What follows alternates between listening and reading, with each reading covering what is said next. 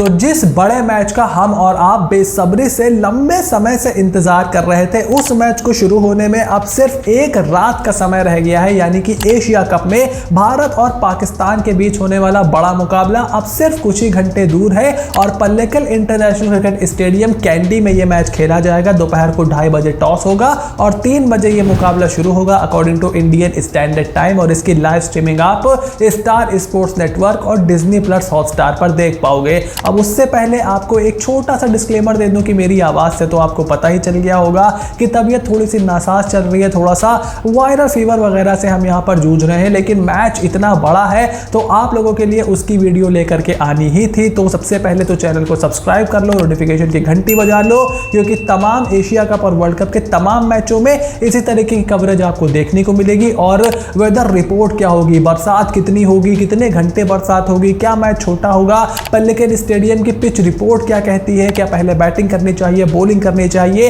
Head to head के stats क्या कहते हैं, दोनों टीमों की प्लेइंग 11 क्या होगी, की प्लेयर्स कौन से होंगे, की बैटल क्या होगा। बहुत ही मजेदार प्रीव्यू मैं आपके लिए लेकर के आया हूं। सो आई विल सजेस्ट कि make sure you stick around till the end of this video. फिलहाल इस बड़े मैच से पहले तमाम क्रिकेट फैंस को जिस चीज का डर सबसे ज्यादा सता रहा है वो है बारिश का, कि भाई कितनी देर बारिश होगी, मैच के किस समय बारिश होगी, क्या छोटा मैच होगा, क्या बिल्कुल भी मैच नहीं होगा। तो कैंडी की वेदर रिपोर्ट पर अगर हम यहां पर नजर डालें तो 2 घंटे तकरीबन बारिश की संभावना जताई जा रही है कि पूरे दिन में 2 घंटे का खेल बारिश से हट सकता है। उसके बाद प्रोबेबिलिटी यहां पर 84% है इस समय बारिश की, 98% यहां पर क्लाउड कवर है और 99% चांस है कि जितनी भी बारिश होगी वो सेकेंड हाफ में होगी। यानी कि 2 घंटे जो बारिश की संभावना, तेज बारिश की संभावना जताई जा रही है 2 घंटे की प्रेसिपिटेशन की, वो सेकेंड हाफ में ज्यादा जताई जा रही है। यानी कि फर्स्ट हाफ में आपको हो सकता है बहुत ज्यादा बारिश ना दिखे, हालांकि क्लाउड कवर पूरे दिन रहेगा।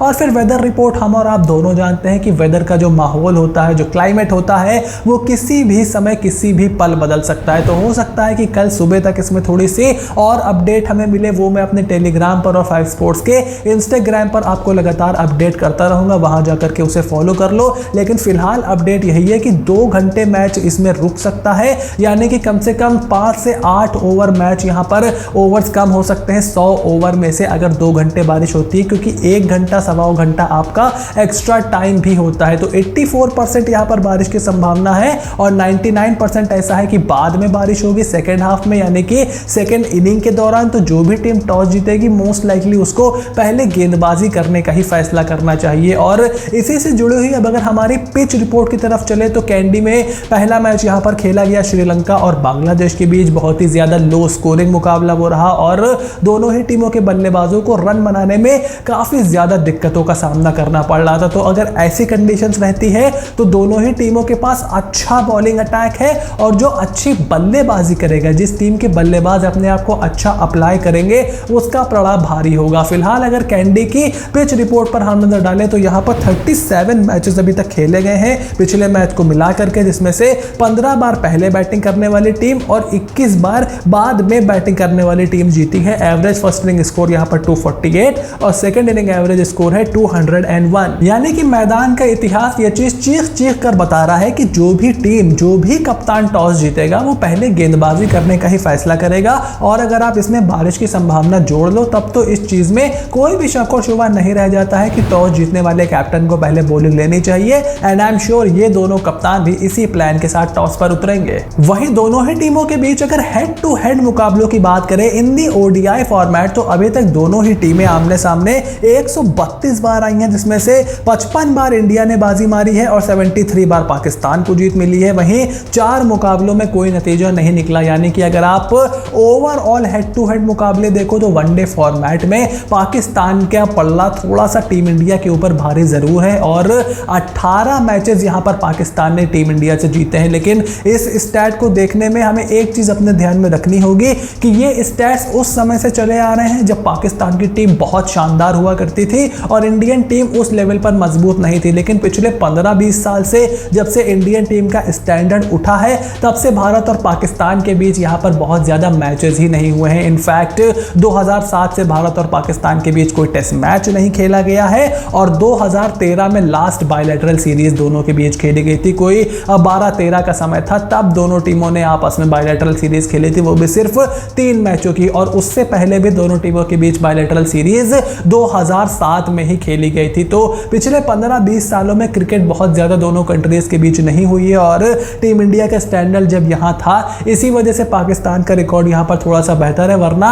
कोई भी क्रिकेट फैन जो कि न्यूट्रल होगा वो इस चीज को डिनाई नहीं करेगा कि हाल फिलहाल में भारत का पलड़ा पाकिस्तान पर भारी रहा है। और अगर हम एशिया कप में दोनों टीमों के बीच हेड टू हेड मुकाबले देखें तो यहां पर 13 बार एशिया कप के इतिहास में दोनों टीमें आमने सामने आई हैं, जिसमें से 7 बार भारत ने बाजी मारी है और 5 बार पाकिस्तान को जीत मिली है। और वनडे फॉर्मेट में जब लास्ट एशिया कप खेला गया था 2018 में, 2 बार दोनों टीमें आमने सामने आई थी और एक तरफा भारत ने पाकिस्तान को हराया था दोनों ही बार। उसके बाद लास्ट जब दोनों टीमें आमने सामने ओडीआई फॉर्मेट में आई थी वो था 2019 का वर्ल्ड कप, यानी कि 4 साल से इन दोनों ही टीमों के बीच कोई भी वनडे इंटरनेशनल मैच नहीं हुआ है। और वहीं लास्ट 5 मैचों की अगर बात करें तो पिछले 5 मैचों में 4-1 से टीम इंडिया का पलड़ा पाकिस्तान पर भारी है। 2017 की चैंपियंस ट्रॉफी का फाइनल जो था वही पाकिस्तान ने आखिरी बार ओडीआई में भारत को हराया था, वरना उसके बाद 2 बार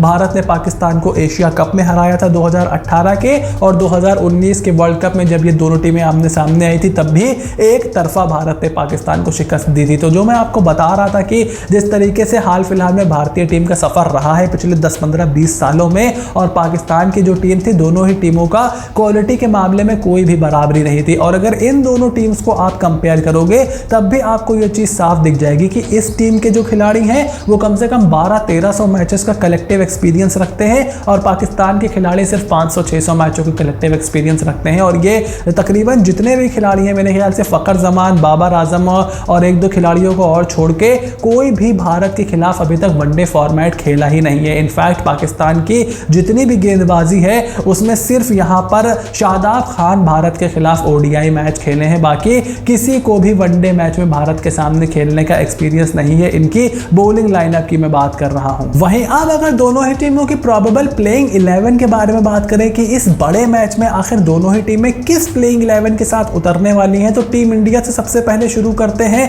यहां पर ओपन करते हुए हमें दिखाई देंगे कप्तान रोहित शर्मा के साथ शुभमन गिल। अब आई नो कि काफी ज्यादा लोग इस चीज को भी यहां पर प्रोपोगेट कर रहे थे कि ईशान किशन को आपने खिलाना है तो उनका सही इस्तेमाल आप एज एन ओपनर कर सकते हो, तो उनको ओपन खिलाओ, रोहित 3 खेले, विराट 4 खेले, या शुभमन गिल 3 खेले, विराट 4 खेले, रोहित के साथ ईशान ओपन कर ले। But let me assure you कि ऐसा नहीं होने वाला है। टीम के अंदर से जो न्यूज सोर्सेज रिलीज कर रहे हैं उसमें यह बात साफ हो गई है कि टीम मैनेजमेंट ने अपना गेम प्लान तैयार कर लिया है, और ईशान किशन हमें मिडिल ऑर्डर में खेलते हुए दिखाई देंगे, यानी कि नंबर 3 पर विराट कोहली, नंबर 4 पर श्रेयस अय्यर और नंबर 5 पर ईशान किशन। अब यहां पर हो यह सकता है कि ईशान किशन आपको नंबर 4 पर भी दिख जाए और श्रेयस अय्यर को टीम नंबर 5 कर दे, या फिर अगर श्रेयस अय्यर को कंसोलिडेट करने के लिए टीम भेजती है तो उन्हीं को 4 रखे, ईशान को 5 रखे। लेकिन रिगार्डलेस ये तीनों ही प्लेयर आपको मिडिल ऑर्डर में खेलते हुए दिखाई देंगे। वही फिनिशर के तौर पर अगर देखें तो यहां टीम इंडिया हार्दिक पांड्या और रविंद्र जडेजा के ऊपर ही बैंक करेंगे, यानी कि जो सोच आ रही थी कि हार्दिक पांड्या नंबर 5 पर खेल सकते हैं वो नहीं होने वाला है, और रविंद्र जडेजा ही हमें नंबर 7 पर खेलते हुए दिखाई देंगे एज आवर प्रीमियम ऑलराउंडर। वही गेंदबाजों की बात करें तो नंबर 8 पर अक्षर पटेल, नंबर 9 पर कुलदीप यादव, देन जसप्रीत बुमराह और मोहम्मद सिराज टीम इंडिया की प्लेइंग 11 को पूरा करेंगे। अब यहां पर बड़े ही अफसोस की बात यह है कि टीम मैनेजमेंट शामी, बुमराह और सिराज को एक साथ खिलाने को लेकर के अब बहुत ज्यादा कंसिडरेशन में नहीं है। अगर आपको लगता है कि ड्यू आएगी, आपको 3 स्पिनर्स की जरूरत नहीं पड़ेगी, 2 इनफ होंगे, तो आप शार्दुल को खिलाओगे। और अगर आपको 3 स्पिनर्स खिलाने की जरूरत लगती है क्योंकि पाकिस्तान की टीम में मिडिल ऑर्डर में सारे राइट हैंडर्स हैं, चाहे आप बाबर की बात करो, रिजवान की बात करो, आप इफ्तिखार की बात करो, आगा सलमान की बात करो, तो इनके लिए आप अक्षर पटेल के साथ भी गेंदबाजी कर सकते हो, क्योंकि पिछले मैच में हमने देखा था कि बॉल ठीक ठाक ग्रिप भी कर रही थी और स्पिन भी कर रही थी। लेकिन अगर आप तीसरे फास्ट बॉलर के साथ जाना चाहते हो तो मेरा सजेशन यही होगा कि आप मोहम्मद शामी के साथ all and out pace bowling खिलाओ, और स्पिनर आपको जब खिलाना है तभी अक्षर पटेल को लेकर के आओ। वहीं पाकिस्तान के प्रोबेबल 11 को देखें तो पिछले मैच को जीतने के बाद ये अपनी प्लेइंग 11 में जरा भी बदलाव नहीं करने वाले हैं। ओपन करते हुए हमें फखर जमान और इमामुल हक दिखाई देंगे, उसके बाद कप्तान बाबर आजम, मोहम्मद रिजवान, आगा सलमान, इफ्तिखार अहमद, शादाब खान, मोहम्मद नवाज, शाहीन शाह अफरीदी, हारिस रऊफ और नसीम शाह पाकिस्तान की प्लेइंग 11 को पूरा करेंगे, यानी कि एक हेल्दी प्लेइंग 11 है, बहुत ज्यादा बैटिंग डेप्थ के साथ आते हैं। क्वालिटी में मैंने कई बार अपनी वीडियोस में बोला है कि टीम इंडिया से कम ये जरूर रहेंगे, लेकिन ये लंबे समय से साथ इकट्ठा खेल रहे हैं, यंग टीम है, यंग कप्तान है। और मैंने जो थोड़ी देर पहले बात बोली थी कि टीम इंडिया के सामने इनको वनडे क्रिकेट खेलने का बहुत ज्यादा अनुभव नहीं है, तो longer version of the format में किस तरीके से ये अपने आप को ढालते हैं वो पाकिस्तान की टीम के सामने एक बड़ा चैलेंज होगा। और अब आ जाते हैं हमारे इस प्रीव्यू के सबसे इंपॉर्टेंट सेगमेंट पर, यानी कि वो 3 की प्लेयर्स दोनों ही टीम से जो कि अपनी टीम के लिए सबसे इंपॉर्टेंट भूमिका निभाने वाले हैं इस बड़े मुकाबले में। तो भारत के लिए 3 की प्लेयर्स अगर यहां पर पिक करने हो तो हमारे पहले की प्लेयर हैं टीम इंडिया के कप्तान यानी कि रोहित शर्मा। और रोहित शर्मा का नाम मैंने एज अ की प्लेयर क्यों लिया है, उसकी 2 बड़ी वजह है। पहली वजह तो यह है रोहित शर्मा ओडीआई फॉर्मेट के एक शानदार खिलाड़ी हैं, अब ये तो कोई ब्रेकिंग न्यूज है नहीं। दूसरी वजह यह है कि पाकिस्तान के सामने रोहित शर्मा का ओडीआई फॉर्मेट में कमाल का दबदबा रहा है और पिछले 3 मैचों में वो 1 अर्धशतक और 2 शतक जड़ चुके हैं। और वर्ल्ड कप 2019 तो आपको याद ही होगा जहां पर 140 रनों की बहुमूल्य पारी खेली थी रोहित शर्मा ने। पाकिस्तान के सामने ओडीआई फॉर्मेट में रोहित शर्मा ने अभी तक 16 मैचों में 720 रन बनाए हैं, 51 का इनका एवरेज है, 88 का स्ट्राइक रेट है, 2 शतक और 6 अर्धशतक भी ये जड़ चुके हैं और 140 रोहित शर्मा का बेस्ट है। और लास्ट जब रोहित शर्मा पहले खेल के इस मैदान पर बल्लेबाजी करने उतरे थे तो एक शानदार शतक जड़कर श्रीलंका के सामने उन्होंने टीम इंडिया की जीत में सबसे बड़ा रोल अदा किया था, जैसे कि मैंने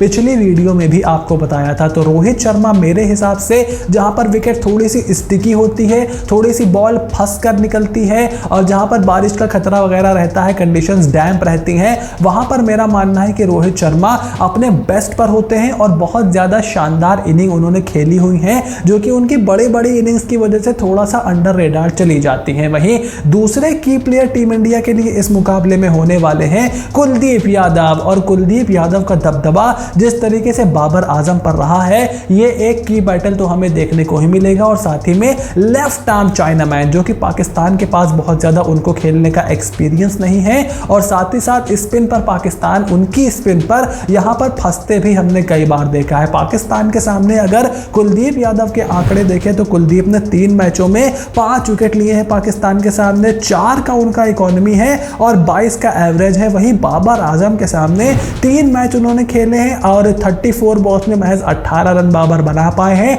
और 3 में से 2 बार कुलदीप यादव बाबर आजम का शिकार कर चुके हैं। और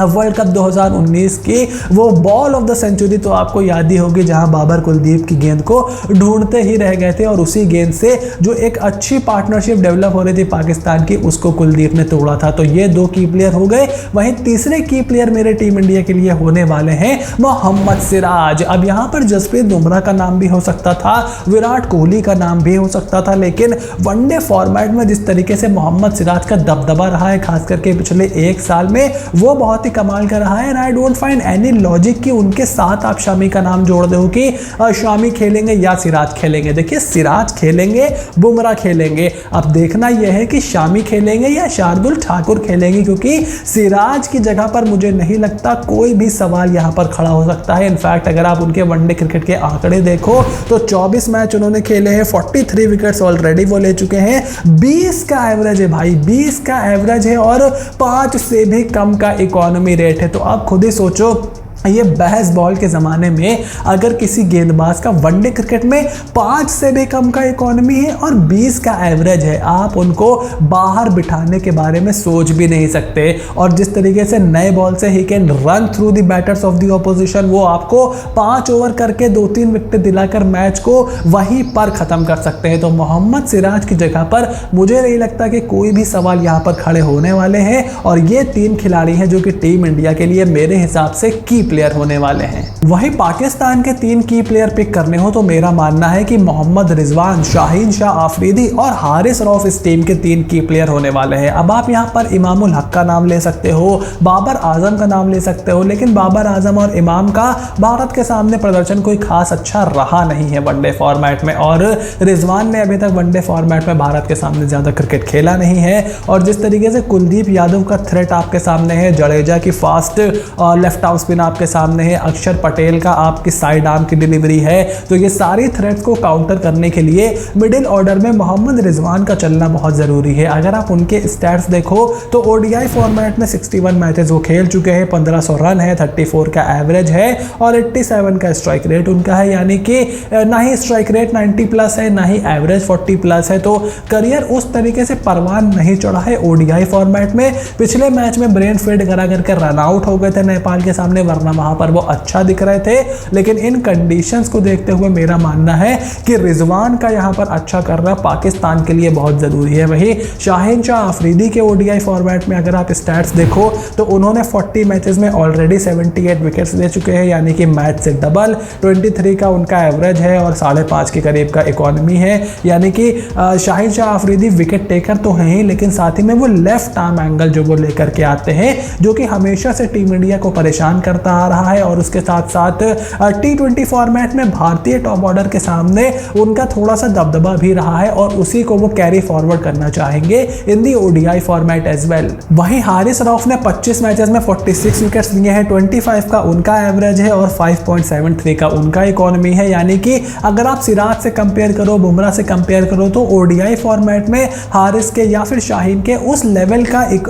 स्टैट्स नहीं है, उस लेवल की इकोनॉमी नहीं है, एवरेज नहीं है, उतना ज़्यादा एक्सपीरियंस भी उनके पास नहीं है। लेकिन हाँ, ये चीज़ आप ज़रूर कह सकते हो कि हारिस रऊफ का जो एक्स्ट्रा पेस है वो ऐसे विकेट्स पर, यानी कि ये पल्लिकल कैंडी के विकेट्स पर और थोड़ा सा ज़्यादा खतरनाक हो जाता है, क्योंकि बल्लेबाज को एक्सपेक्टेड नहीं होता है कि इतनी तेज़ यहाँ से गेंद निकल करके आएगा। एक बॉलर है, उसका गेंद थोड़ा सा ग्रिप कर रहा है, फिर दूसरा बॉलर आता है, उसका बॉल स्किड करने लगता है, तो उसको एडजस्ट करने में भी थोड़ी सी दिक्कत होती है। और आप शॉट खेलने जाते हो, because of the slowness of the wicket shot आपका सही से कनेक्ट नहीं होता है, तो ऐसे बॉलर इन विकेट्स पर और थोड़े से ज़्यादा डेंजरस हो जाते हैं अगर वो अच्छी लाइन और लेंथ पे बॉलिंग करे। और ये काम हारिस रऊफ मेरे ख्याल से कर सकते हैं, खास करके टीम इंडिया का मिडिल ऑर्डर जिसके पास बहुत ज़्यादा गेम टाइम नहीं है, वहाँ पर फर्स्ट चेंज गेंदबाजी करने वाले हारिस रऊफ और नए बॉल से बॉलिंग करने वाले शाहीन शाह अफरीदी अगर टॉप ऑर्डर के विकेट चटकाते हैं तो हारिस रऊफ और ज़्यादा खतरनाक हो जाते हैं। ये था Asia cup India versus Pakistan के पहले मैच का पूरा प्रीव्यू, जहां पर हमने आपको वेदर रिपोर्ट के साथ detail pitch report, detail head to head stats, playing 11 और की प्लेयर्स के बारे में बताया। आई होप आपको वीडियो में मजा आया होगा